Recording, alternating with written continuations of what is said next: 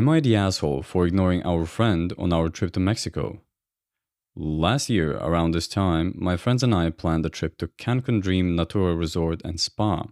We all wanted to drink, eat, dance, and relax on the beach with no kids.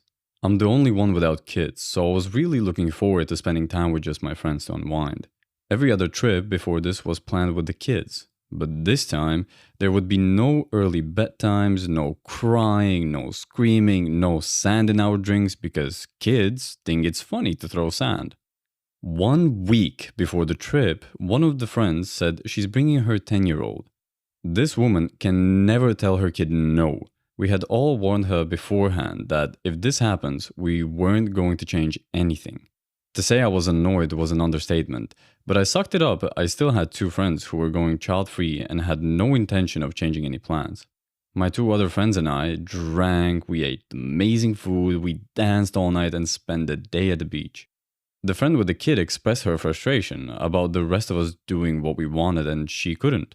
My response was pretty much, well, that sucks, but we are not going to change the entire point of this trip just because of your inability to tell your kid no. We invited her to do what we were doing multiple times, but her response was always, I can't, my kid wants to go, da da da da da.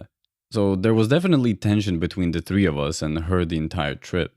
When we were making our long way back home, all three of us got a really nasty message from her fiancé, calling us bad friends and how dare we not revolve our entire trip around her and their kid, that she had a terrible time and it was our fault. I was like, pardon? That was pretty much the last straw for me. Now, I never tell my friends how to parent their children, but their daughter is so nasty. She is so spoiled and, like I've stated earlier, has never been told no. So you can understand how entitled this child is. My other friends are a lot more responsible when it comes to their children. Their children are polite, have a general understanding about boundaries, and they behave really well for 8 to 10-year-olds. My text back to him was pretty much, we made these plans a year in advance, expecting us to be fine with the fact that you guys dropped it on us that your child was coming a week before we were leaving, and then expecting us to change everything and cancel all of our plans because you can't tell your kid no is not fair to us at all. That is a you problem, not ours. I would understand if something came up and she had no choice but to bring her kid. Well, things happen. People cancel.